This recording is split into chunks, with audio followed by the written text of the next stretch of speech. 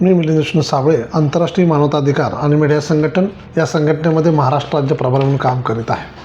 आमच्या संघटनेच्या वतीने सांगली मिरज कुपवाड महानगरपालिकेने चुकीच्या पद्धतीने बेकायदेशीरपणे काळीखण सुशोभीकरणासाठी मागासवर्गीय निधी 5% मधून जो मागासवर्गीय किंवा दलित वस्तीसाठी खर्च करायचा असतो तो निधी कोणालाही न विचारता हुकुमशाही पद्धतीने शहर अभियंता सांगली मिरज कुपवाड महानगरपालिका आयुक्त यांनी 12,83,00,000 रुपये खर्च केलेले आहेत. याच्या तपासणीसाठी आम्ही विभागीय आयुक्त कार्यालय, विधान भवन पुणे विभाग पुणे, नगर परिषद प्रशासन विभाग शाखा यांना पत्र पाठवले होते. त्याचबरोबर मुख्यमंत्री यांना देखील पत्र पाठवलेलं आहे.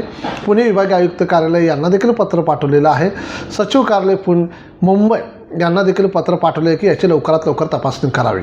आमच्या पत्राची दखल घेऊन पुणे विभागाचे नगर परिषद प्रशासन शाखा विभागाचे उपायुक्त नगरपालिका प्रशासन पुणे विभाग पुणे मान्य प्रतिभा पाटील यांनी आमची दखल घेऊन आम्हाला त्या पत्राचे उत्तर पाठवलेले आहे.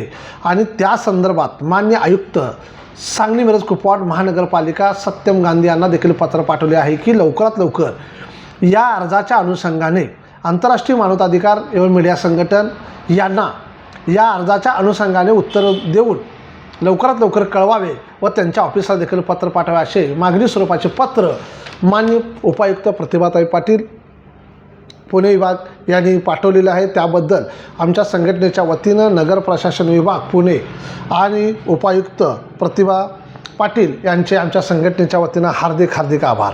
परंतु प्रशासनाला पुन्हा एकदा विनंती करीत आहे की लवकरात लवकर याची तपासणी योग्य पद्धतीने व्हावी आणि दोषी अधिकाऱ्यांच्यावर फौजदारी कारवाई करण्यात यावी. कारण कोणीही इथून पुढे मागासवर्गीय निधी दुसऱ्या ठिकाणी खर्च करण्याचे धाडस करणार नाही.